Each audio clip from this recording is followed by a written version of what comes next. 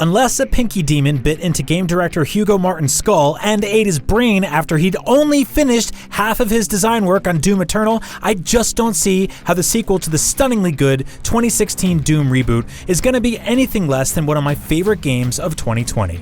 I've played several hours of Doom Eternal at this point, and from what I've seen, it is such a smart and well-executed follow-up that it has practically ruined Doom 2016 for me.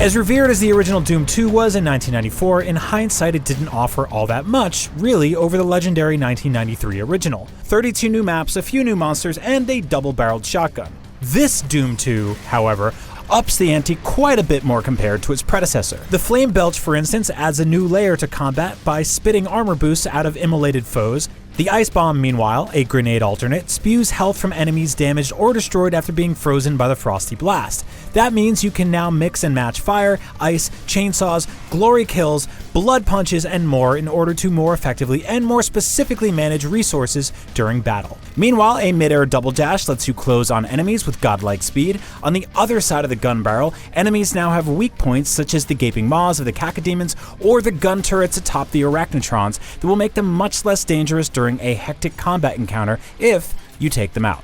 It's this newfound versatility within combat, plus the sheer chaos and challenge of the fights themselves, that levels Doom Eternal up and makes 2016's Doom feel slow and simple to me now. But Doom Eternal continues my favorite aspect of its forebear, pulling you to the brink of death in a frantic battle, only to have you feel like a badass by getting that clutch glory kill, restoring your health, and instantly turning the tide back in your favor.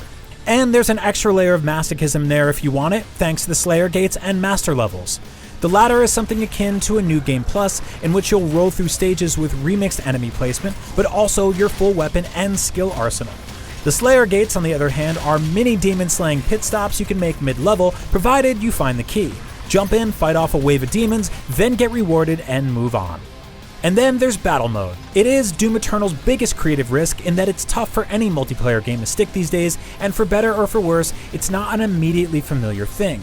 Then again, familiar didn't work for Doom 2016's multiplayer, but it's 2v1, 2 demons against a single Slayer, and as I first played as the demons, I found it was easy to crush the Slayer. But soon strategies emerged and the tables turned. It's an intriguing mode, and while I'm honestly not sure if I'll stick with it, simply because I'm here for the campaign, it's bold and different, and it is, at the very least, fun to watch.